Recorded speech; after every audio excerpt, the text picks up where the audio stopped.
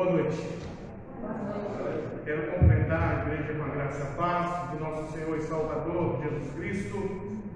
Convidar você para que por alguns instantes, por alguns minutos, por algumas horas, estejamos aqui adorando e exaltando ao único que é digno de honra e de glória, que é o nosso Salvador Jesus Cristo.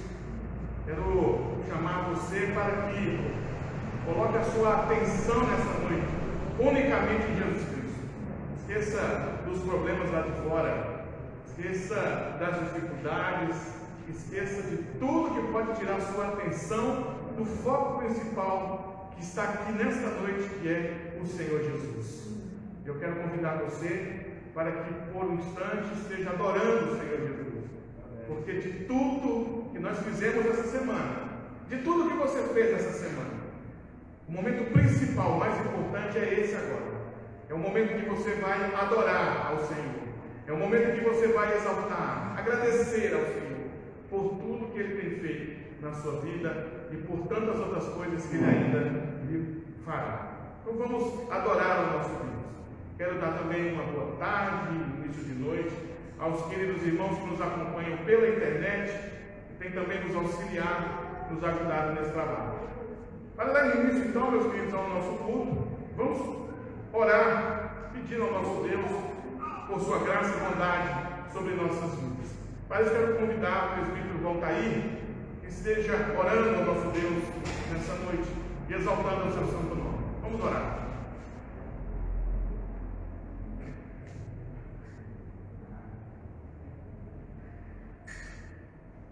Grandioso Deus, ó Pai querido, graças te rendemos, ó Pai, porque tu nos deste, Senhor, essa oportunidade, Senhor, de estar aqui na tua casa, para que louvemos o teu nome.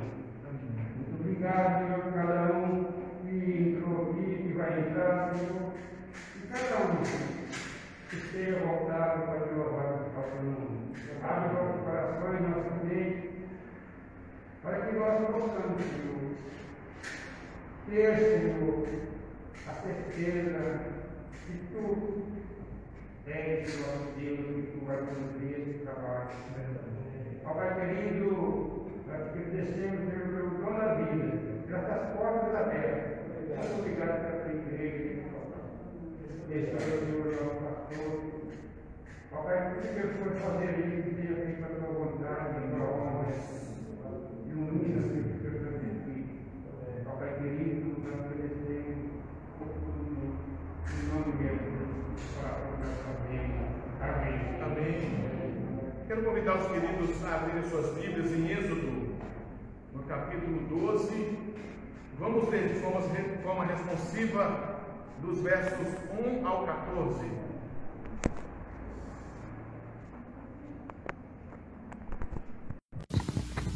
Êxodo capítulo 12, dos versos 1 ao 14. Aquele irmão que puder ficar em pé.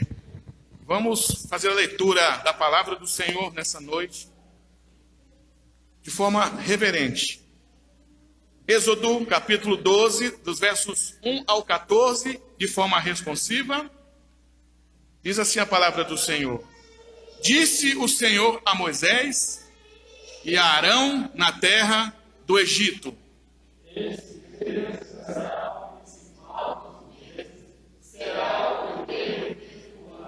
falai a toda a congregação de Israel, dizendo: aos 10 desse mês, cada um tomará para si um cordeiro, segundo a casa dos pais, um cordeiro para cada família.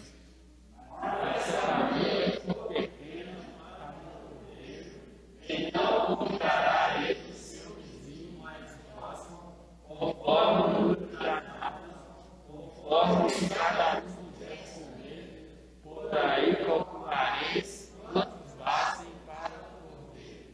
O cordeiro será sem defeito, macho de 1 ano.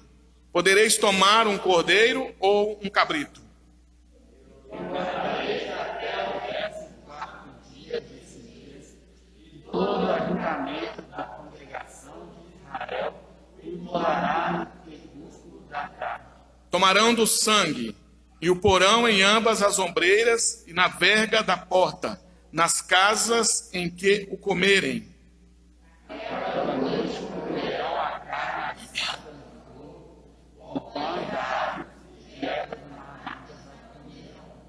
Não comereis do animal nada cru, nem cozido em água, porém assado ao fogo, a cabeça, as pernas e a fessura.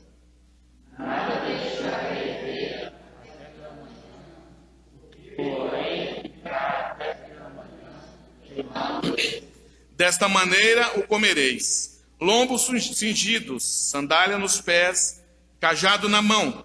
Comê-lo-eis à pressa. É a Páscoa do Senhor.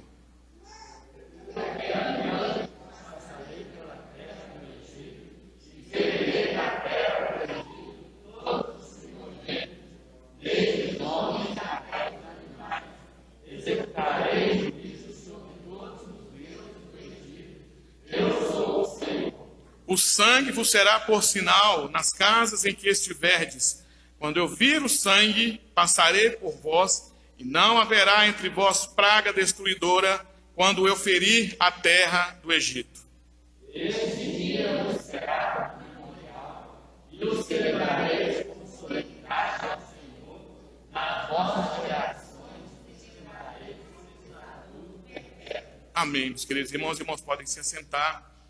Está aqui um texto que nos convida à celebração da Santa Ceia, que é algo que nós participaremos, teremos o privilégio de juntos celebrar o sacrifício do Senhor Jesus Cristo. E meus queridos, algo importante que nós precisamos entender. A adoração, ela é um exercício de Deus para nossas vidas, no sentido de quebrar o nosso ego. Quando nós adoramos ao Senhor, nós estamos deixando de olhar para nós e olhar para Deus. E esse é um dos maiores sentidos da celebração da ceia. É que a ceia que está sendo celebrada não é para nós unicamente, mas é preferivelmente para glorificarmos ao Senhor. É em memória do Senhor Jesus. Nos beneficia? Sim. Nos fortalece espiritualmente? Sim. Mas o exaltado, o glorificado, o bendito é o Senhor Jesus. Por isso que é um exercício de quebra de ego. A adoração, então, nos leva a tirar de nós toda a prepotência, toda a arrogância, nos diminuirmos para que Ele cresça.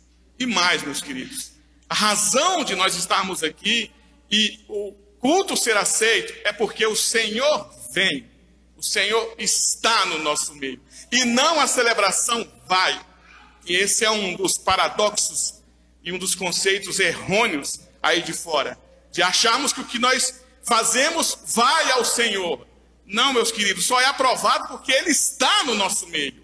E o Senhor Jesus disse que estaria conosco todos os dias, até a consumação dos séculos. Então, quando nos reunirmos aqui para adorar o Senhor, Ele vem no nosso meio. Ele se coloca no nosso meio, aprovando as orações, aprovando os louvores, aprovando a mensagem, aprovando tudo que é feito aqui nesse culto solene.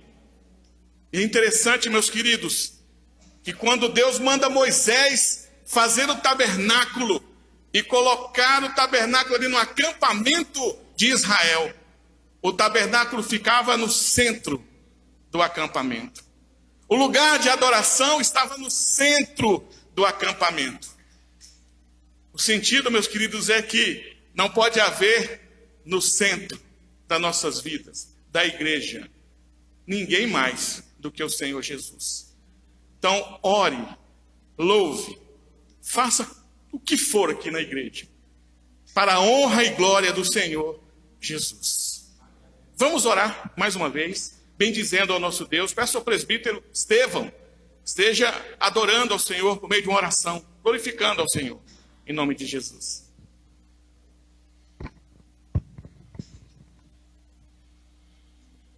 Santo Deus e eterno Pai, santificado seja o nome do Senhor.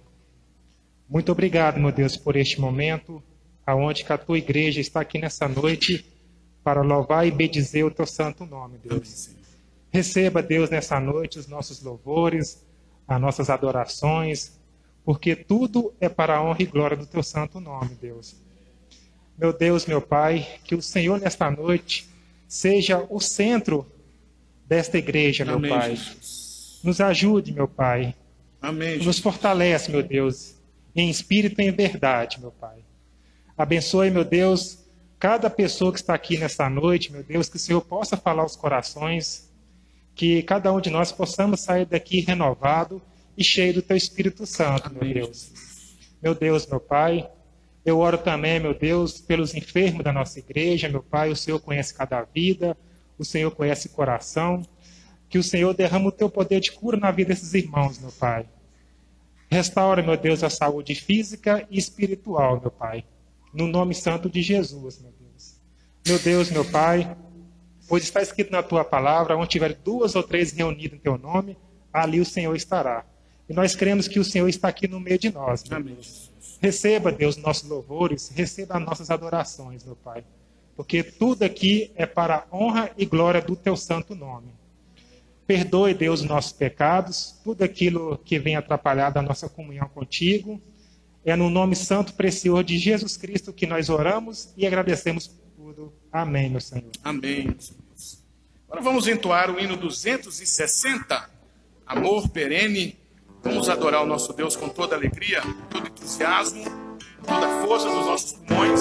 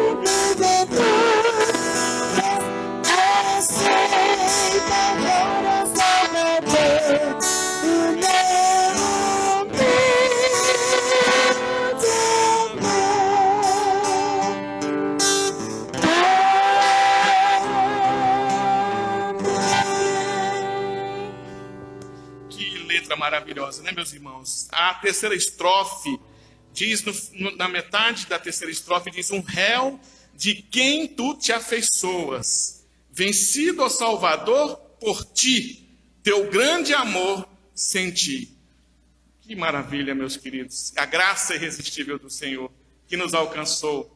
Aquele pecador rebelde, que não podia controlar o pecado em si mesmo, que não tinha força também de ir para Deus, foi alcançado pelo amor do Senhor e assim dominado. Meus irmãos, nós somos dominados pelo Senhor. Pode ter certeza. Estamos nas rédeas do nosso Deus e seguindo segundo a vontade desse Deus, fazendo a vontade dele. Por quê? Porque ele nos domina com seu sublime amor. Ah, meus irmãos, quantas resistências nós temos a esse sublime amor. Quando esse sublime amor quer fazer algo nas nossas vidas e o nosso velho homem não aceita. ou há muita resistência nossa para submeter à vontade desse Deus tão amoroso. Mas ele sempre vence. E o seu amor sempre vence. E é por isso que nós estamos aqui nessa noite, vencidos pelo amor desse Deus que nos resgatou. Um réu de quem tu te afeiçoas, vencido, ó Salvador, por ti. Glória ao nosso Deus, glória ao Senhor Jesus. Meus queridos, vamos fazer mais uma oração. É tempo de orar, tempo de buscar a Deus, tempo de exaltar ao Senhor. E eu gostaria de pedir oração de exaltação ao nosso Deus, ao nosso Senhor Salvador Jesus Cristo, ao Luiz Felipe, que está nos visitando nessa noite. Luiz Felipe, faça uma oração ao nosso Deus, em nome de Jesus. Alô, oi. Pai Celestial, obrigado por mais essa noite que o Senhor mesmo nos chama para louvar a Ti, bendizê-lo. Amém, Senhor. Mais uma vez estamos, como foi falado aqui, rendidos ao Teu sublime amor. Um amor que se encarnou, foi à cruz e depois ao sepulcro. Hoje está exaltado, Senhor. Amém, Jesus. Obrigado, Senhor. Nós estamos aqui atendendo a um chamamento, mais uma vez, para bendizê-lo, Senhor. Amém, Jesus. Obrigado pelo ajuntamento do Teu povo, que só está aqui por Tua causa, Pai. Amém, Jesus. Porque as Tuas misericórdias se renovaram. Amém, Jesus. O nosso amor é fraco, Senhor. Não se compara com o Teu, mas nós te amamos. Oh, Deus. E à medida que o Senhor vai se revelando a nós, dia após dia, nós vamos verificando a nossa inadequação e a sua perfeição, Senhor. Então que o Senhor cresça e que nós diminuamos a cada dia. Em nome de Jesus, Senhor, receba o nosso louvor. Amém. Amém. Amém. Amém. Amados, vamos abrir nossas Bíblias no Salmo 51. Estamos entrando no momento de confissão de pecados. Vamos ler o Salmo 51, dos versos 1 a 10, também de forma alternada.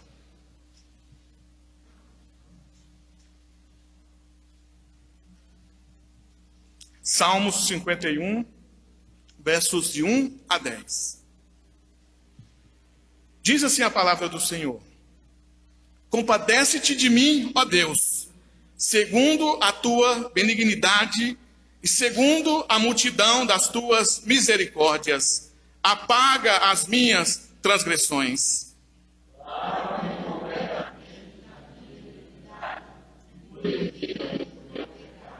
Pois eu conheço as minhas transgressões e o meu pecado está sempre diante de mim.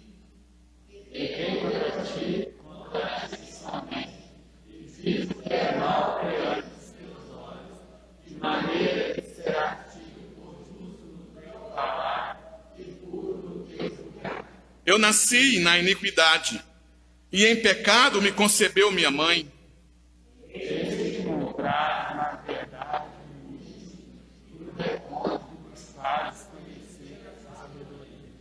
Purifica-me com esopo e ficarei limpo.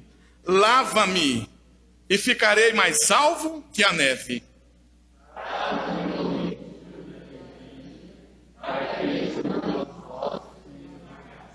Esconde o rosto dos meus pecados e apaga todas as minhas iniquidades.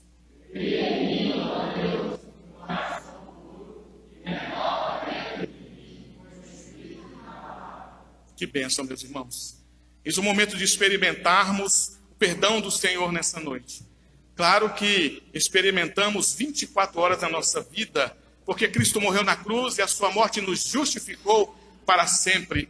Temos a certeza de que os nossos pecados foram perdoados. Mas, meus queridos, ainda estamos no processo de santificação. Não estamos perfeitos, pecamos. O próprio evangelista João disse que aquele que diz que não tem pecado, faz-se de mentiroso. E nós, com certeza, meus queridos, pecamos. E nessa noite, o Senhor, por meio da sua graça, institui na liturgia um momento em que nós podemos pedir perdão ao Senhor. E o interessante é que o salmista aqui, Davi, ao pedir perdão ao Senhor, diz: purifica-me com isopo e ficarei limpo. Era um tipo de planta em que o isopo era um tipo de planta em que era aspergido um óleo na pessoa como um símbolo de purificação. Um tipo de um chicote feito de galhos. Eu imagino Davi dizendo: me bate com esse chicote para eu ser purificado. Ora, meus irmãos, de vez em quando nós temos que tomar essas chicotadas do Senhor Deus para nos colocar no nosso devido lugar e entendermos que nós estamos aqui num processo de santificação e precisamos fugir do pecado. E na hora que o pecado vem, nós entendendo dessa verdade, que no Senhor encontramos perdão, vamos então ao Senhor. Pedir perdão ao Senhor pelos nossos pecados. E o salmista ainda diz assim no verso 8: faze-me ouvir júbilo e alegria, para que exultem os ossos que esmagastes. O salmista aqui, meu querido, com certeza sofrendo pelo sentimento de culpa. Coloca isso como se estivesse sendo esmagado por esse sentimento de culpa e vontade de ser perdoado. Talvez é isso que nós precisamos nessa noite, meus queridos. Cometemos algo contra o Senhor na semana que nos oprime, nos aperta, nos comprime, esmaga os nossos ossos. Mas nesse momento o Senhor quer nos dar, meus irmãos, pleno perdão. Jogar no esquecimento, como ele pede aqui, o salmista: esconde o rosto dos meus pecados e apaga todas as minhas iniquidades. E ele pode fazer isso agora, nesse momento, extinguindo da nossa mente, meus queridos, o sentimento de culpa, o sentimento de julgamento, que normalmente vem ou do nosso velho homem, ou de Satanás. Então vamos orar ao Senhor por um minuto. Eu peço a você, no seu lugar, curva a sua cabeça e fale com o Senhor. Fale com o Senhor. Confesse ao Senhor as suas falhas e os seus pecados. Peça a Ele perdão. E depois de um minuto de oração, de confissão de pecados, peço ao presbítero Ari que seja quebrando o silêncio com uma oração audível de confissão de pecados. Oremos, irmãos, em nome de Jesus.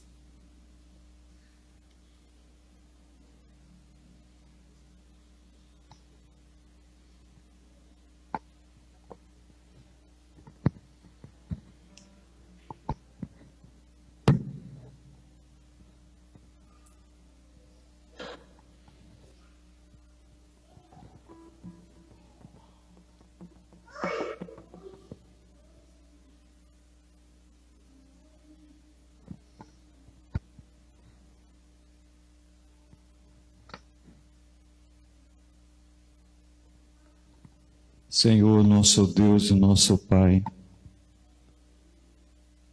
a Tua palavra nos diz que o pecado nos afasta da presença do Senhor. E é assim que nós estamos em pecado, meu Pai, porque assim já nascemos com Ele. E o pecado, Deus, nos faz essa separação. Que privilégio nós temos, ó Deus, de ter um Deus tão maravilhoso, de ter um Deus tão misericordioso, que nós, sendo inimigos de Deus, considerados como inimigos do Senhor, o Senhor nos aproxima. Deus envia Teu Filho, Deus, para morrer naquela cruz, para nos aproximar novamente dEle, para nos perdoar os nossos pecados. Muito obrigado, Senhor.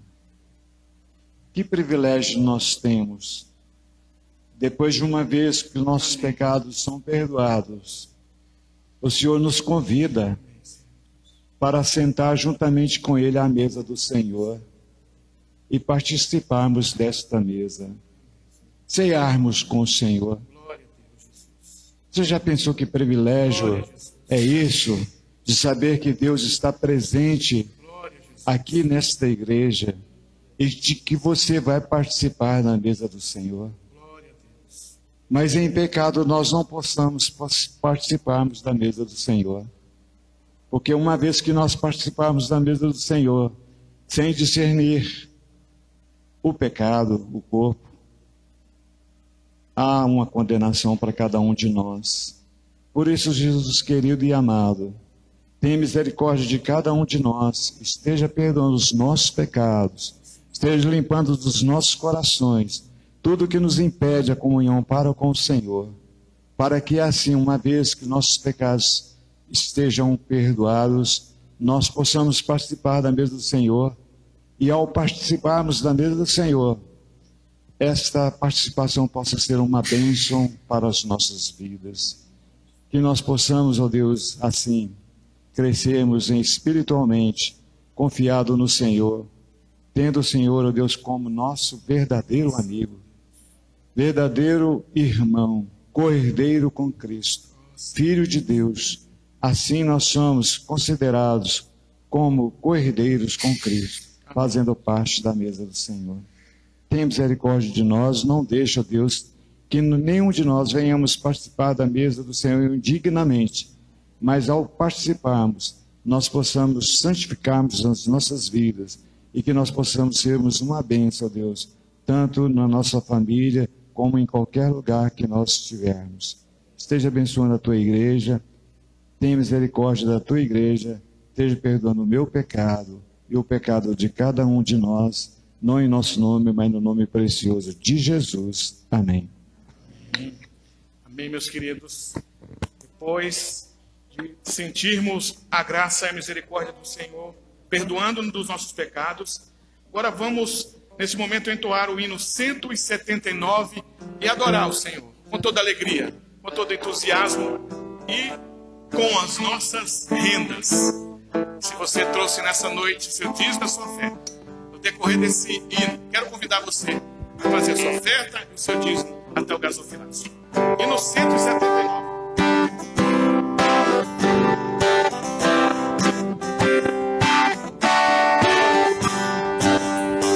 Glória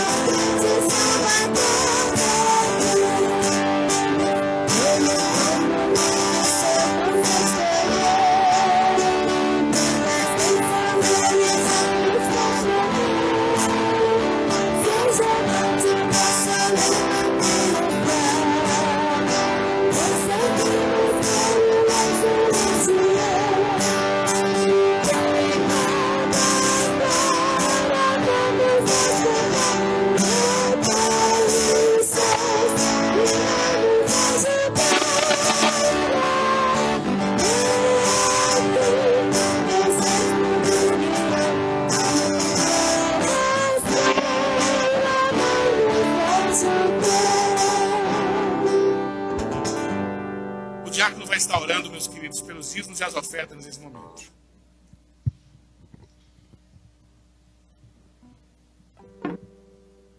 Oremos, meus irmãos. Pai querido, Pai amado, te agradecemos, ó Pai, pelos dízimos, pelas ofertas que foram depositadas no gasofilácio, ó Pai. Que o Senhor, ó Deus, venha prosperar, ó Pai, e venha, ó Pai, estar com cada um dos irmãos que aqui puderam contribuir com seus dízimos e com suas ofertas. Que o Senhor, ó Deus, possa abrir portas de emprego, que o Senhor possa, Deus, estar suprindo todas as necessidades de cada um dos irmãos aqui presentes, ó Pai. Em nome de Jesus, nós, ó Deus, consagramos os dízimos e as ofertas para o trabalho do Senhor aqui neste local. Em nome de Jesus, amém. Amém. Meus irmãos, vamos continuar adorando ao nosso Deus nessa noite, com toda alegria e entusiasmo, pela instrumentalidade nesse momento da equipe de louvor, que vai estar nos conduzindo em alguns hinos espirituais.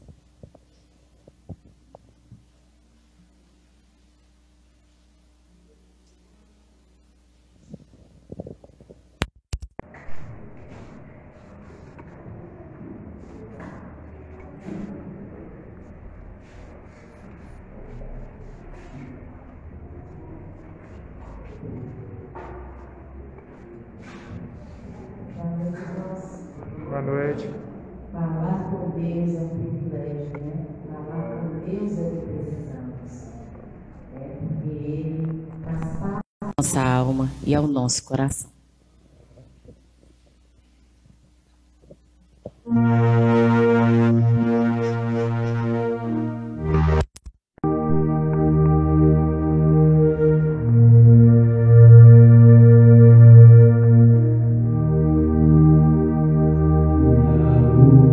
Sun.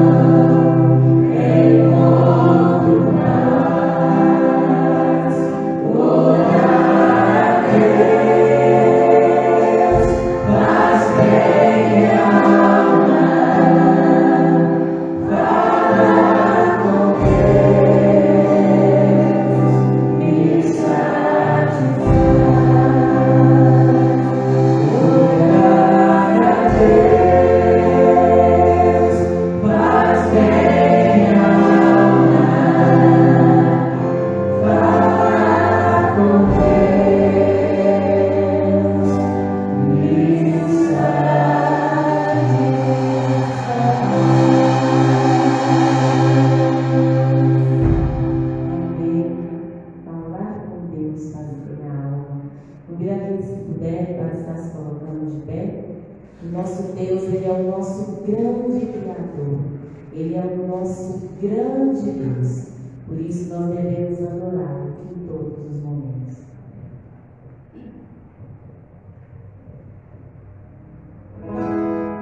Pois o Senhor és nosso Criador, nas tuas mãos estão a terra e o mar, o universo se ajoelha e louva teu nome exaltado.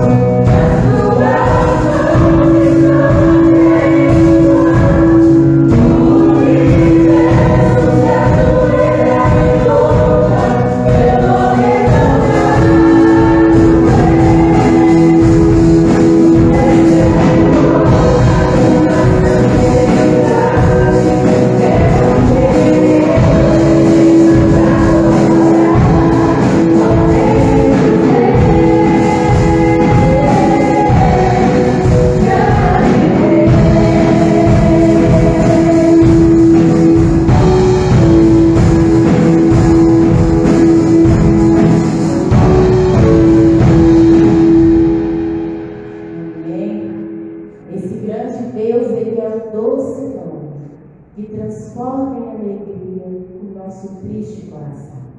Somente Deus pode transformar o nosso coração em alegria.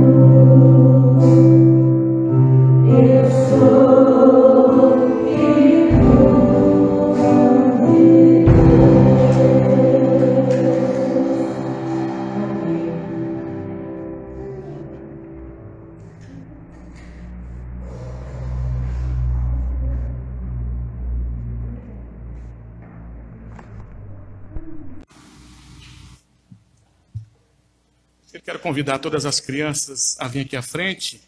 Todas as crianças irão descer. A tia Lu vai ensaiá-las, né, tia Lu? Todas as crianças vêm aqui para receber a oração.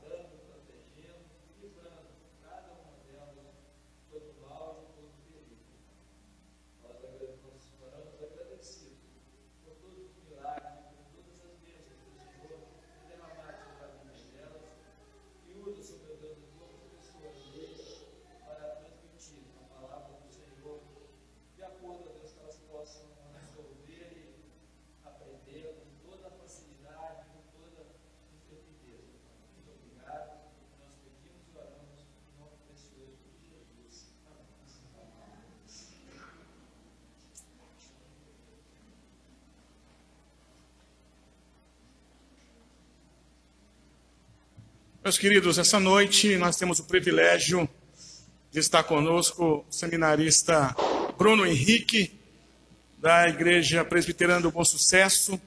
Ele é do nosso presbitério. Convido o Bruno para estar aqui conosco. Vem cá, meu irmão. Ele está no 3º ano do seminário presbiteriano. Os irmãos, talvez alguns não tenham noção do que é um seminário presbiteriano. O nosso seminário, para os irmãos terem uma ideia, a ementa, ou a base didática, é americana.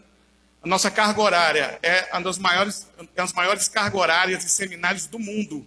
O nosso seminário não perde para seminário nenhum no planeta, para você ter sua ideia. Então, é um momento para você pensar, entender e valorizar um pastor presbiteriano e um seminarista. Tem que estudar demais. E depois que forma, não para mais de estudar. Viu? Então, orem, peçam a Deus pela vida do Bruno Henrique, que está no seminário no 3º ano. Estava comentando comigo ali que entrou na exegese. A exegese é uma das áreas mais pesadas do nosso seminário, mas glória a Deus pelo seminário presbiteriano. E glória a Deus pela vida do Bruno, que está aqui conosco para trazer a mensagem do Senhor. O púlpito está à disposição. Boa noite, meus irmãos. Saúde a igreja com a graça e a paz de nosso Deus. Meus irmãos, então, eu sou o Bruno, como o pastor bem me apresentou. Estamos aí no seminário, nesse grande desafio, 3º ano, indo para a reta final. Deus tem nos sustentado, Deus tem cuidado de cada passo que nós damos. Louvado seja Ele por tudo isso. Meus irmãos, hoje nós temos então esse privilégio de estarmos aqui para compartilhar a palavra do Senhor. Queria dizer que é uma alegria, é um prazer. Obrigado, Cícero, pelo convite. É uma alegria poder estar aqui com os irmãos. Hoje quem me acompanha é o meu colega ali, o Fernando, que está sentado ali atrás, colega lá da minha igreja. Somos grandes amigos aí. Então, meus irmãos, vamos lá, né? Vamos ouvir o que Deus tem para falar para nós nessa noite. É por isso que eu te convido a abrir as Sagradas Escrituras na primeira epístola de Pedro. Nós vamos estar lendo no capítulo 1, dos versículos 13 ao 17. Primeira de Pedro, capítulo 1, versículos 13 ao 17.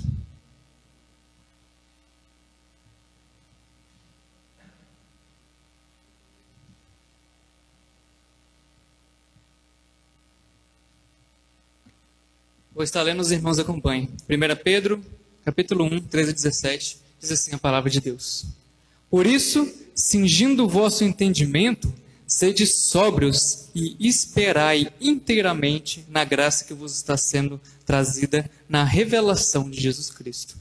Como filhos da obediência, não vos amoldeis as paixões que tinhas anteriormente na vossa ignorância. Pelo contrário, segundo é santo aquele que vos chamou, tornai-vos santos também vós mesmos em todo o vosso procedimento. Porque escrito está, sede santos, porque eu sou santo. Ora, se invocais como Pai aquele que, sem acepção de pessoas, julga segundo as obras de cada um, portai-vos com temor durante o tempo da vossa peregrinação. Até aí, tá bom? Vamos orar ao Senhor pedindo para que Ele fale ao nosso coração. Oremos. Santíssimo Deus e grandioso Pai, bendito e adorado seja o Senhor nas alturas. Tu és o nosso Deus, o Deus da nossa salvação, aquele que nos redimiu, que nos trouxe das trevas para o reino do seu amado, para o reino da sua maravilhosa luz. E agora, Senhor Deus, nós temos o privilégio de ouvir a Tua palavra, Senhor, e é isso que nós queremos. Por favor, Senhor Deus, que diminua eu e que Tu cresças, Senhor. Torne os nossos corações sensíveis à Tua palavra e incline, Senhor, os nossos ouvidos aos Seus mandamentos. Fale ao nosso coração, nos ilumine essa noite, em nome de Jesus. Amém. Amados irmãos, todo relacionamento que nós iniciamos em nossa vida tende a exigir de nós, ou pelo menos requerer, aqui ou ali, algumas adaptações em nossas vidas. Por exemplo, quando nós casamos, geralmente deixamos a casa de nossos pais, ou quem mora sozinho deixa de morar sozinho, e nos comprometemos a viver com aquela pessoa de uma maneira diferente, uma rotina completamente diferente. E talvez, a quesito de exemplo, antes, quando morava com os pais ou quando morava sozinho, o indivíduo não cozinhava todos os dias, mas agora ele tem que cozinhar, ou então, quem não manja muito, quem não sabe muito de cozinha, comprar um iFood, que sai muito caro, mas é um jeito. Talvez na rotina antiga, na sua vida antiga, o indivíduo ele não pagava as contas da casa, mas agora, um pai de família, uma mãe de família, tem que estar atento ali com o vencimento dos boletos, não é mesmo? E quem sabe na casa antiga era a própria mãe que lavava as roupas do indivíduo, mas agora o indivíduo tem que tomar vergonha na cara, e passar a lavar a sua própria roupa. Outro exemplo, agora para o lado empresarial, é quando nós mudamos de trabalho. Umas empresas são bem diferentes de outras, não é mesmo? Talvez trabalhávamos em uma empresa mais tradicional, onde o interno e a gravata era exigido todos os dias da nossa jornada de trabalho, ou pelo menos uma roupa social. Daí nós mudamos e podemos ir para outra empresa com uma cultura mais recente ou com pelo menos uma informalidade sendo plantada ali naquela empresa. E aí, portanto, a gente não precisa mais ir de terno e gravata todos os dias, mas a gente pode ir com aquela camisa polo, aquela calça mais social, como se todo dia fosse uma sexta-feira casual. Mas será que com Deus é assim? Quando nós pensamos em nosso relacionamento com o Senhor, o que é exigido de nós não são apenas adaptações como trocar o vestuário, comprar uma roupa diferente, ou então se adaptar a uma rotina de uma casa nova. Mas quando nós entramos em um relacionamento com o Senhor, Ele exige de nós uma mudança completa em nossa vida. O Senhor requer de nós o compromisso com um comportamento diferente. O Senhor exige de nós um padrão de vida muito mais elevado e diferente do que aquele padrão de vida que nós tínhamos anteriormente. E o apóstolo Pedro, aqui no capítulo 1 de sua carta, ele nos mostra exatamente isso. O versículo 13, ele começa com a expressão "por isso", e isso significa que tudo que o apóstolo Pedro irá dizer daqui para frente está estritamente ancorado com as verdades que foram ditas anteriores. Anteriormente, nos primeiros 12 versículos do capítulo 1, nós vemos um novo relacionamento que o Senhor estabeleceu conosco. O Senhor nos chamou para uma relação especial com Ele, assim como Ele fez com o povo do Antigo Testamento. Ele nos elegeu em santificação para uma vida de obediência, para a aspersão do sangue de Jesus, que está aí no versículo 2. O Senhor nos santificou e nos deu a dupla condição de sermos considerados ao mesmo tempo eleitos e forasteiros. No versículo 1, eleitos para com Deus e forasteiros aqui no mundo. Além disso, nesses versículos precedentes, que uma vez que somos considerados eleitos e forasteiros, o Senhor também nos chamou para viver exclusivamente para o louvor dEle, exclusivamente para a glória dEle. Isso porque Ele executou uma obra de salvação em nós. Nós conhecemos no versículo 3 que essa obra de salvação é chamada de regeneração. O Senhor, mediante a obra de Cristo, nos regenerou para uma viva o quê? Esperança. Para uma viva esperança. E ao nos regenerar para uma viva esperança, Ele também, no tempo e na história, no momento da nossa conversão, nos chamou para termos um novo relacionamento com Ele. Não mais um relacionamento de inimizade, mas um relacionamento de filhos para com o Pai. E este é o novo relacionamento com o Senhor. Esse relacionamento é o que dá sentido a todos os aspectos da nossa vida, inclusive o passar por tribulações. Nós vemos dos versículos 6 ao 9 que Pedro diz que, se necessários, os destinatários de sua carta eles seriam o quê? Provados. Teriam a sua fé provada, depurada, como o ouro que passa por meio do fogo para ser purificado. E é justamente o relacionamento com o Senhor que dá sentido a entendermos que até mesmo os nossos sofrimentos, até mesmo as nossas tribulações, elas têm um propósito para a nossa vida.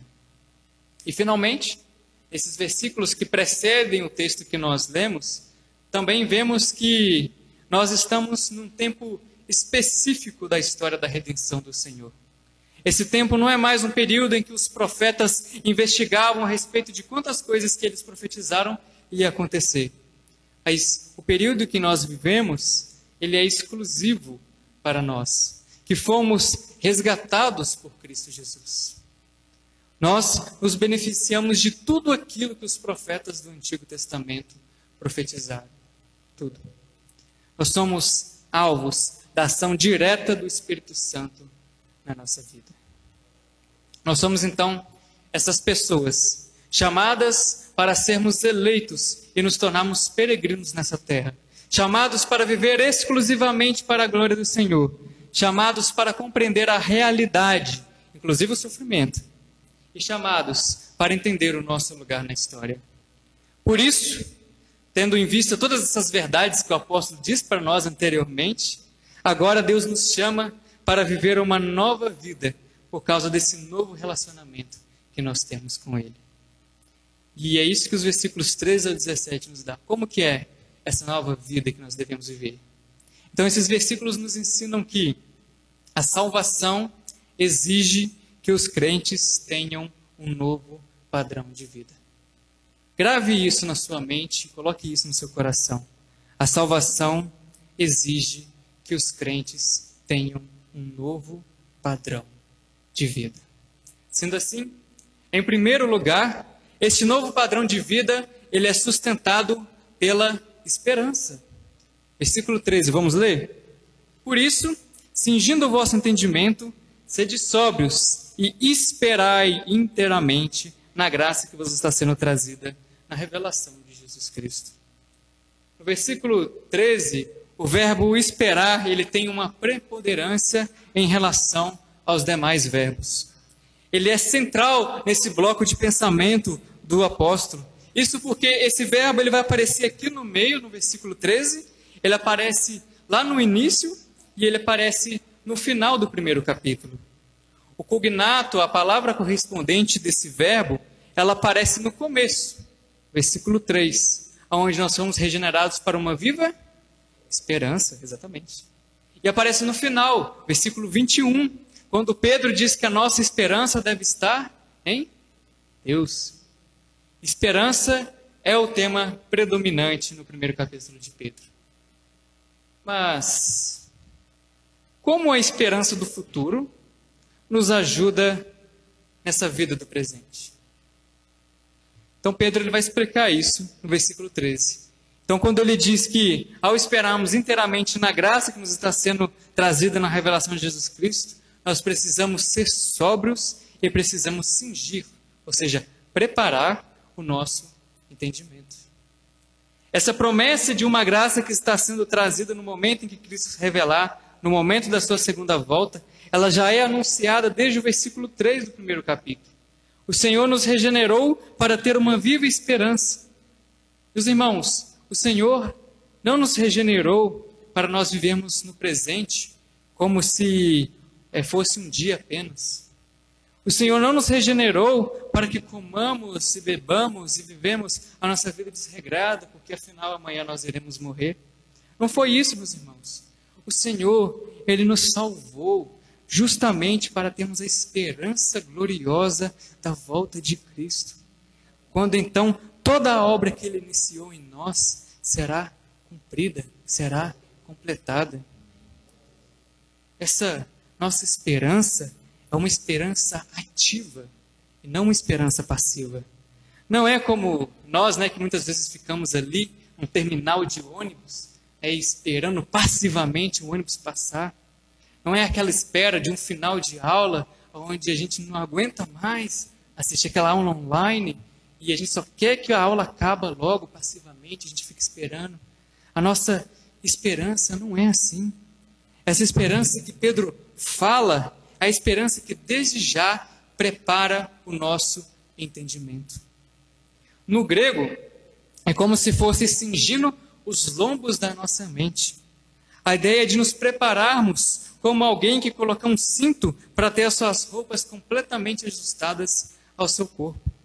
Um cinto que tivesse a possibilidade de colocar instrumentos, os quais o indivíduo precisaria para a sua vida.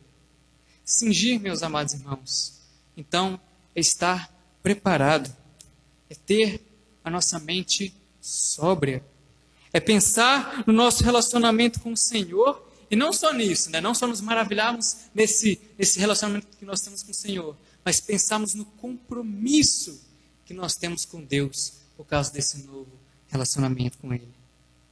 Esse relacionamento vai além daquelas rotinas de qualquer outro relacionamento. Pedro nos chama, então, a uma mudança completa na nossa forma de pensar, na forma como nós sentimos, na forma como nós agimos. Meus irmãos, será que nós vivemos da mesma forma de quando nós éramos ímpios? Ou será que, agora que somos filhos de Deus, somos salvos, nós temos uma vida transformada? Nós temos uma mente sóbria, uma mente que não brinca mais com o pecado, que não brinca mais com Deus, que não brinca mais com as coisas sagradas. Como está sendo a nossa vida? Será que temos sido respeitosos com Deus? Será que a nossa mente está nesse compromisso que nós assumimos com Ele? É que vigiemos, pois, essa área.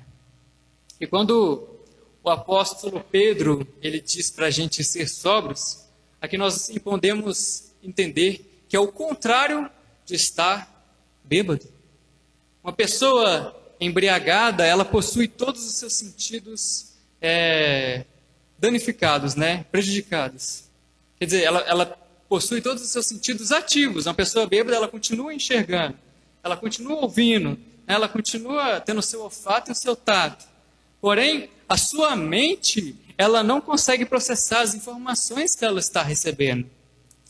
É como uma pessoa que está atravessando a rua e não enxerga os perigos pelas quais ela está passando. Porque a sua mente não consegue processar todos esses perigos. E quando nós somos chamados a sermos sóbrios pelo apóstolo, nós precisamos estar com a nossa mente preparada para identificar toda e qualquer ameaça que exista à nossa alma. Quais ameaças no seu dia a dia que você tem à sua alma? Será relacionamentos? Será o tempo mal investido? Será pecado que nós às vezes cultivamos? O que tem feito mal à sua alma? Pedro quer que a nossa mente esteja lúcida e o julgamento apurado para que possamos estar prontos para a volta de Jesus Cristo. A mente deve estar livre de precipitação, livre de confusão. Ela deve permanecer alerta. Vigie, meu irmão. Vigie para que os perigos da alma não atinjam a sua vida. Precisamos estar acordados com as nossas mentes na nossa gloriosa esperança. A esperança que se baseia inteiramente na graça que nos está sendo trazida na revelação de Jesus Cristo. Um teólogo chamado Simon Kistemaker, ele salienta que aqui a esperança não está numa pessoa, mas em um objeto. Esse objeto é a graça que nos será dada. Mais uma vez, essa palavra graça, ela é equivalente a dois termos: salvação, versículos 9 e 10, e herança, versículo 4. Os crentes, portanto, devem concentrar a sua atenção na salvação, nessa graça, nessa herança. Esse teólogo, Kistemaker, ele continua, ele observa que Pedro indica que essa graça está sendo trazida para nós. Essa tradução é bastante fiel ao grego, pois indica que está a caminho. Deus é o agente ativo que está trazendo a graça para nós, os crentes, que, por sua vez, nós somos recebedores passivos dessa graça.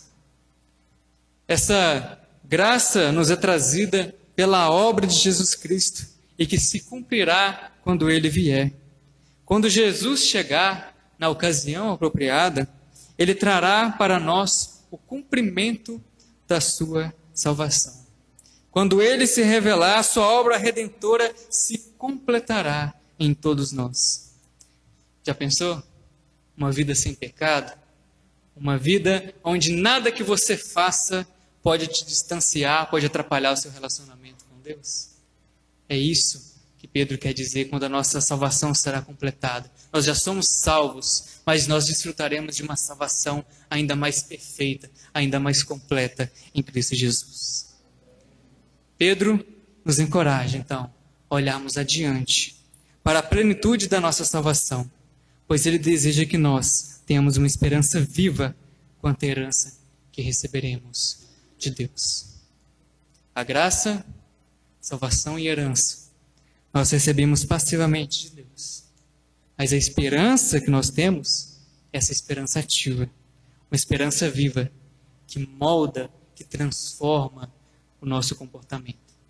Essa esperança que sustenta o novo padrão de vida que nós somos chamados para ter, uma vez que nós somos salvos por Deus. Agora, amados, em segundo lugar, esse novo padrão de vida que nós precisamos ter, porque nós temos um novo relacionamento com Deus e porque nós somos salvos por Deus, esse novo padrão de vida, ele deve ser marcado pela santidade. Versículos 14 a 16. Acompanhe comigo na sua Bíblia. Como filhos da obediência, não vos amoldeis as paixões que tinhais anteriormente na vossa ignorância. Pelo contrário, segundo é santo aquele que vos chamou, tornai-vos santos também, vós mesmos em todo o vosso procedimento. Porque está escrito, sede santos, porque eu, o Senhor, sou santo. Pedro cita aqui aquela fórmula que nós temos em Levíticos, especialmente Levíticos 19, 2. No contexto onde o Senhor havia chamado o povo de Israel para ser o seu povo exclusivo. Ali, nesse capítulo 19 de Levíticos, nós vemos várias leis por todo o capítulo. E todas essas leis são fundamentadas naquela fala do soberano. Santos vocês serão, porque eu, o vosso Deus, sou santo. E uma vez que o Senhor chamou Israel para ser o povo de sua propriedade exclusiva, o Senhor também chama a nós para um padrão de vida superior. Uma vida marcada pela santidade. Aqui, amados, nós somos encorajados a olhar para uma preparação de uma vida em santidade. Não mais como filhos da ignorância, como o apóstolo fala, mas sim como filhos da obediência. Como filhos da obediência. Como filhos obedientes que estão em um relacionamento profundo com Deus. E é muito interessante que o versículo 17, ele fortalece essa ideia. Quando Pedro nos mostra que nós devemos viver a nossa peregrinação de forma ajustada a essa vontade do Senhor, nós fazemos isso porque nós nos relacionamos com Ele numa relação de filhos para com Pai. Filhos para com Pai. Em outro momento, Pedro diz que nós não vivemos mais segundo o legado de nossos pais, versículo 18. Então, há uma mudança. Não é mais viver segundo o comportamento que nos foi deixado, segundo o comportamento que era comum à nossa vida antiga. Mas agora, o nosso viver, ele não deve mais ser nos amoldando as paixões que tínhamos anteriormente na nossa ignorância, conforme o versículo 14. Mas, agora sim, o nosso viver é segundo o novo momento da nossa caminhada. É viver segundo esse relacionamento que nós temos com Deus. É viver segundo filhos da obediência. E é isso que nós estamos sendo alertados desde o início do capítulo 1. No momento em que o Senhor nos elegeu e no momento em que o Senhor nos santificou pelo seu Santo Espírito, o Senhor também, o que ele fala no versículo 2? Ele nos chamou para a obediência. Outro teólogo chamado Matthew Henry, ele é muito feliz quando ele comenta que a graça de Deus, ao chamar o pecador, é uma forte incumbência para a santidade. E um grande favor ser efetivamente chamado pela graça divina para fora de um estado de pecado e miséria e para a posse de todas as bênçãos da nova aliança. E grandes favores são fortes obrigações. Eles nos capacitam e também nos obrigam a sermos santos. E Pedro, ele não deixa de destacar em quais áreas os filhos da obediência devem buscar ser santos. Versículo 15 diz assim: segundo é santo aquele que vos chamou, tornai-vos santos também em todo o vosso procedimento. Ou seja, em todas as áreas da nossa vida. Não é aplicar a santidade somente aqui ou somente ali, somente na minha vida emocional ou somente na minha vida profissional. Eu não devo ser santo somente na igreja. Não é só uma área ou outra, mas é em todo o nosso procedimento. É uma maneira santa de viver. Em todas as questões civis e religiosas, em todas as condições favoráveis ou adversas, para com todas as pessoas, amigos e inimigos. Em todos negócios precisamos ser santos. Precisamos ser santos. O Senhor nos chamou para este compromisso. Compromisso de sermos filhos da obediência. E a razão disso, o fundamento, qual que é a base que Pedro nos chama a ser santos? É porque Deus é santo. Como está no versículo 15 e 16. O relacionamento que nós entramos é um relacionamento supremo. É um relacionamento que traz para nós um padrão de vida que não é mais terreno, mas é celestial. Salvo engano, acho que em Efésios, que fala que vocês já estão ressurretos em Cristo, já estão habitando em lugares celestiais. Nossa vida não é mais uma vida terrena, mas é uma vida celestial. Uma vida celestial. Nós não somos mais cidadãos dessa terra, mas cidadãos dos céus. E por causa disso, nós vivemos segundo uma prática completamente diferente. Nosso padrão de vida é completamente diferente do que era antes. Não é mais a ignorância, não é mais o pecado. Nós não fomos chamados para refletir a nossa vida passada. Nós somos chamados para refletir a santidade do Senhor. E desde o princípio, desde o momento em que Deus criou o homem, desde o jardim do Éden, quando ele fez Adão e Eva, a sua imagem e semelhança, um dos grandes atributos comunicáveis de Deus que nós podemos e que nós devemos espelhar é a sua santidade. E aí, meus irmãos, será que nós temos vivido segundo essa nova realidade que Deus fez para com a nossa vida? Será que temos vivido em santidade? Será que temos mortificado diariamente as nossas vontades, os nossos prazeres, os nossos desejos, os nossos sonhos em prol de Deus, em prol da igreja, em prol do reino do Senhor, em prol do próximo? Será que temos guardado os nossos olhos, os nossos ouvidos, as nossas mãos para não fazer aquilo que é mal diante do Senhor? Será que os nossos lábios têm proferido coisas que ofendem tamanha santidade de Deus? Ou será que vivemos de fato essa realidade? É um desafio, não é mesmo? Viver em santidade é um desafio. Mas lembra do que Deus fez na sua vida? Ele te deu o Espírito Santo, te salvou, te regenerou. Ele te capacita a viver em santidade. Não há nenhum pecado que seja mais forte do que a ação do Espírito Santo dentro do seu coração, meus irmãos. Seja forte, persevere em santidade, pois o Senhor nos chama para isso. Agora, em terceiro e último lugar, uma vez que nós somos salvos, adotados, regenerados, uma vez fomos chamados para essa esperança, uma vez que somos adotados como filhos de Deus e que nós temos que viver um novo padrão de vida, esse novo padrão de vida, ele é caracterizado pelo temor a Deus.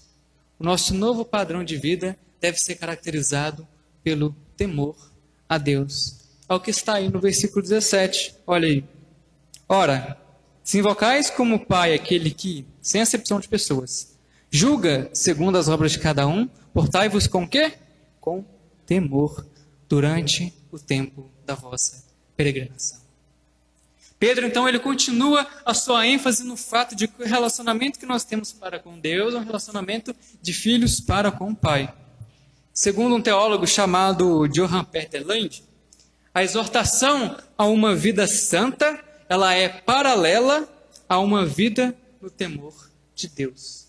Ambos são fundados na relação filial, relação de filhos para com o Pai. Desde o Antigo Testamento, Deus é chamado de Pai de Israel por causa da relação de aliança peculiar na qual o próprio Deus entrou com Israel. Sabia que no Antigo Testamento Deus é chamado de Pai? Em Malaquias Por exemplo, 2:10, o profeta diz assim: não temos nós todos o mesmo Pai? Não nos criou o mesmo Deus? Por que seremos desleais uns para com os outros, profanando a aliança dos nossos pais? Outro exemplo, ainda em Malaquias, agora no capítulo 1, versículo 6, o Senhor diz assim: o filho honra o pai, e o servo honra o seu senhor. Se eu, Deus, sou pai, aonde está a minha honra? E se eu sou o Senhor, aonde está o meu temor? Diz o Senhor dos Exércitos a vós, ó sacerdotes, que desprezais o meu nome. E ainda assim, vós dizeis: em que nós temos desprezado o seu nome? E por último, note o que Deus ele fala sobre Davi, em 2 Samuel 7,14. Deus fala assim sobre Davi: eu serei seu pai, e ele será o meu filho. Quando ele cometer algum erro, eu o punirei com o castigo dos homens, com açoites aplicados por homens. Então, desde o Antigo Testamento, Deus é o pai de Israel, por causa dessa relação de aliança que Israel tem com Deus. Aliança tal que foi o próprio Deus que fez com Israel. Mas algo interessante é que a palavra que para nós é traduzida por invocais, ela também pode ser traduzida pelo verbo orar. Pode ser que Pedro esteja fazendo uma referência à oração dominical que Jesus havia ensinado para ele e que foi ensinada para todo o restante da igreja. Nessa oração, o nosso Senhor nos ensina a começar orando como? Pai nosso. Exatamente. E mais tarde, o apóstolo Paulo, em Romanos 8,15, ele escreve que clamamos Abba, Pai. Ambas expressões significam não apenas uma relação de aliança, sim, de aliança. Nós estamos em aliança com Deus, uma aliança inquebrável, porque é Deus quem a sustenta. Mas, além dessa maravilhosa aliança que nós estamos com Deus, essas expressões, Pai Nosso e Abba Pai, significa algo muito maior. Significa uma relação íntima que nós podemos ter como filhos do nosso Pai Celeste. Aquele teólogo Kistemark, ele declara que quando chamamos Deus de Pai, porque somos seus filhos, devemos esperar que Ele também seja o nosso juiz. Esse relacionamento que nós temos com Deus não é um relacionamento onde Ele é alguém que não olha a nossa vida e não olha para o nosso comportamento. Existe uma seita aí, o deísmo, que crê que Deus instituiu todas as leis do mundo e depois que todas as leis do mundo foram instituídas, Deus abandona o mundo e deixa o mundo viver assim, a Deus dará, como diz a expressão. Onde Deus não intervém na história. Mas o nosso relacionamento com Deus não é assim. Mas o nosso relacionamento com Deus é onde Deus está presente em cada aspecto, o qual vê tudo que nós fazemos, o qual vê tudo que nós pensamos. O Deus que nós nos relacionamos é o Deus que está acompanhando cada centímetro do nosso caminhar, cada passo. É o Deus que está nos chamando para um padrão de vida novo. E olha só, Ele nos julgará segundo esse novo padrão, que Deus é juiz. E Pedro diz que o seu julgamento é sem acepção de pessoas. Aquele teólogo Lang, ele observa que seres humanos, nós, seres humanos, encontramos grandes diferenças entre palácios majestosos e entre cabanas pobres, entre as vestes de um príncipe e um manto de um mendigo. Mas, para Deus, todos eles são apenas um. Todas essas queixas mesquinhas desaparecem em comparação com a sua própria grandeza. Os homens são grandes e pequenos, comparados uns com os outros. Mas todos eles não significam nada em relação a Deus. Meus irmãos, não é segundo os nossos padrões terrenos que seremos julgados, mas é segundo os padrões que Deus exige de nós. E aí, será que nós estamos vivendo com a mente nisso? Será que nós achamos que Deus é só aquele Deus, que a teologia coach prega, um Deus de amor, onde você é o centro do coração de Jesus? aonde você é demais, aonde você pode viver a sua vida de qualquer forma, porque Deus há de te amar para sempre? Será que uma vida assim é uma vida correta? Uma coisa é verdade, Deus te ama e há de te amar para sempre. Mas o nosso Deus também é um Deus de justiça, um Deus de santidade. Um Deus onde os nossos pecados são abominação diante dele. São coisa terrível perante ele. Tome cuidado. Meu pastor antigo, pastor Carlos Felipe, certa vez ele falou uma coisa que ficou na minha mente. Nosso pecado a Deus é tão ofensivo, é como se fosse nós cuspindo no rosto, na face de Deus. Porque Deus, ele é tão santo, tão santo, tão santo, que um simples pecadinho que nós cometemos já é uma ofensa tremenda diante de tamanha santidade. E é por isso, é por causa disso, que o apóstolo nos chama a portar-nos com temor durante o tempo da nossa peregrinação. O cristão deve conscientemente viver na presença de Deus. Ele sabe que os olhos de Deus estão sobre ele. Assim, ele deve ser um verdadeiro filho de Deus, de modo que no filho reflitam-se as virtudes do Pai. Deus quer que o seu filho viva como um peregrino na terra.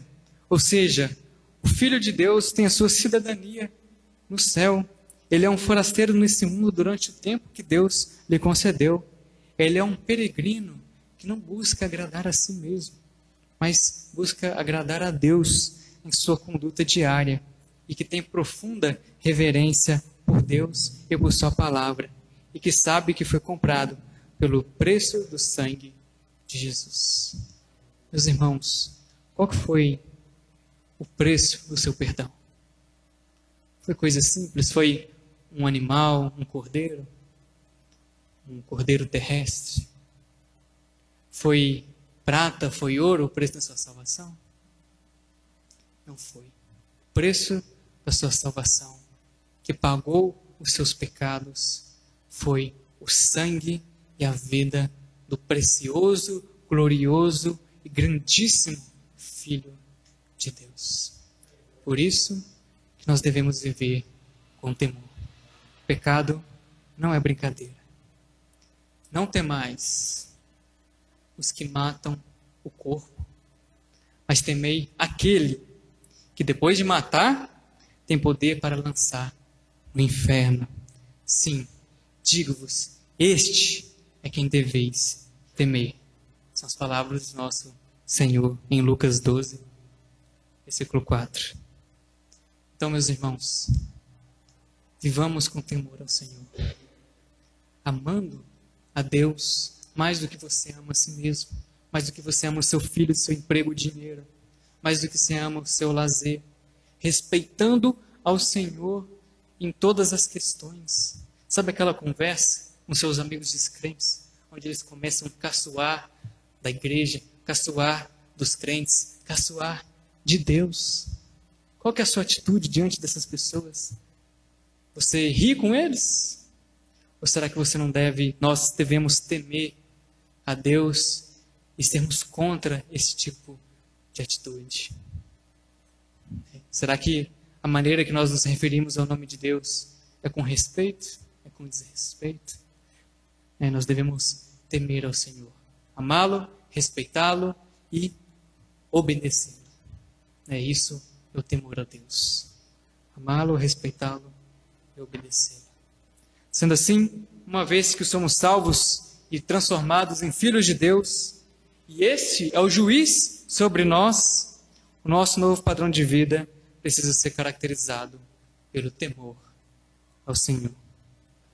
Meus irmãos, diante de todas essas verdades que o apóstolo Pedro registra aqui, podemos ter a certeza de que nós fomos eleitos, regenerados e que estamos sendo guardados pelo poder do Senhor nessa relação íntima e nessa relação preciosa no qual nós fomos adotados como os filhos amados de Deus. Tenha essa certeza.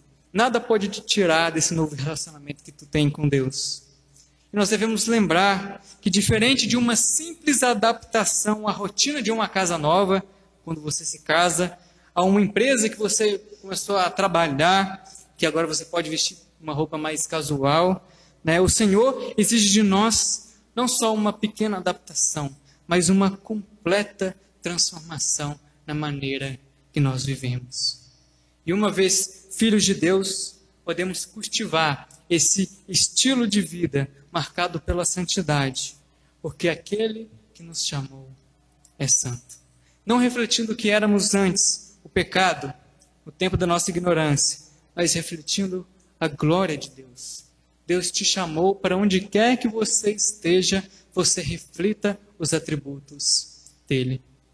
Podemos também viver uma vida de temor a Deus, um caminhar diário de amor, respeito e obediência diante daquele que é o nosso Pai e o nosso Juiz, com a convicção de que nenhuma condenação há para aqueles que estão em Cristo Jesus.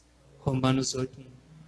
E por fim, podemos esperar inteiramente na graça que nos está sendo trazida, certos de que o sangue de Jesus foi aspergido sobre nós, de maneira que é garantido a vinda da nossa completa e futura salvação, na qual nós recebemos a herança que nos está reservada nos céus. Amém, amém e amém. Oremos. Santo Deus e amado Pai, louvado seja o Senhor, ó soberano. O Senhor é santo, santo, santo, meu Deus. Não há Deus como o Senhor. Não há nome que se compara contigo, ao teu nome, Senhor Deus. Mas o Senhor é exaltado nas alturas. Muito obrigado, meu Deus, por esse texto, meu Pai, no qual o Senhor fala ao nosso coração. Um texto, meu amado Senhor Deus, que nos fala a respeito de santidade, de temor e de esperança, meu Deus. Muito obrigado por essas verdades que, uma vez que nós somos salvos, regenerados para uma viva esperança, adotados como seus filhos, uma vez onde a nossa salvação é garantida, uma vez, meu Deus, aonde nos é prometido uma esperança, meu Pai do céu, uma herança gloriosa no céu, o Senhor nos chama a viver um padrão de vida diferente, meu Deus. Um padrão de vida completamente oposto ao que tínhamos antes, Senhor Deus. E isso não para conseguirmos a salvação, mas porque nós já somos salvos, meu Deus.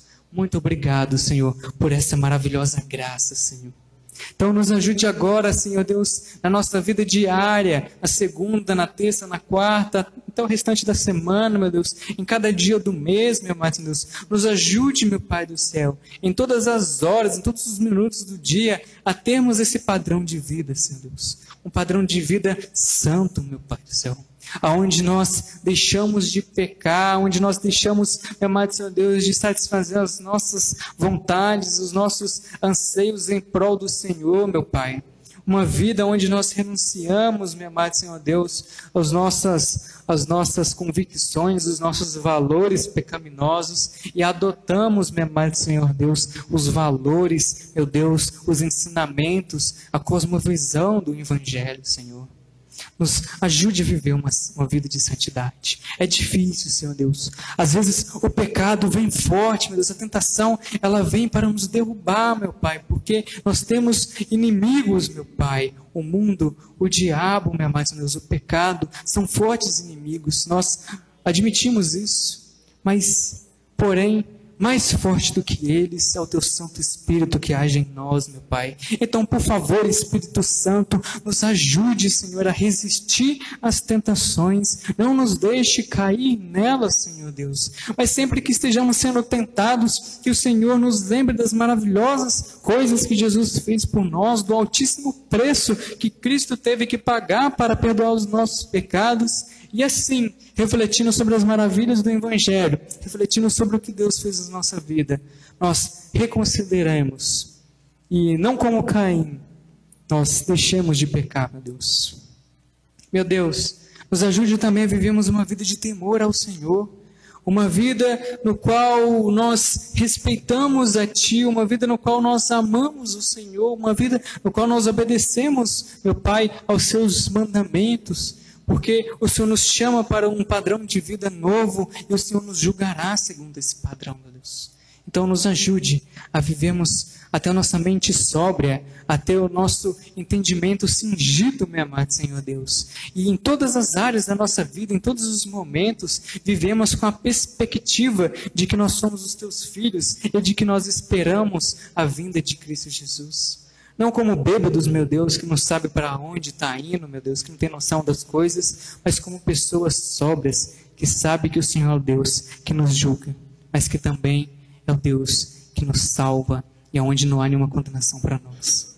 E por fim, Senhor, nos ajude, Senhor Deus, a nos apegarmos, a nos agarrarmos, Senhor Deus, e a todos os dias da nossa vida, meu Pai, colocar na nossa mente, colocar no nosso coração a viva esperança pela qual o Senhor nos chamou, que ela possa nos fortalecer, possa nos alimentar, possa, meu Deus, nos dar propulsão, nos dá, meu Deus, força, nos dá, meu Deus, bálsamo para vivermos as nossas lutas, vivermos as nossas labutas. Nós nos agarramos, Senhor, a essa esperança, certo de que o Senhor, a quem fez todas essas promessas maravilhosas para nós, é fiel para cumprir todas elas. E nós nos agarramos a isso. Meu Pai, essa é a oração que eu lhe faço, pedindo que o Senhor abençoe ricamente essa igreja que se encontra aqui reunida no Diamante, meu Deus. Abençoa a cada um desses irmãos, colocando na mente deles, meu Deus, que uma vez que nós somos salvos, o Senhor nos chamou para ter um novo padrão de vida que redunde em glória para o Senhor. Essa é a oração que eu lhe faço em nome de Cristo Jesus, nosso Senhor e o nosso Salvador. Amém. Meus irmãos, que Deus abençoe a cada um. Eu vou passar novamente a palavra para o pastor Cícero, que irá estar ministrando a Santa Ceia. Que Jesus abençoe o coração de vocês.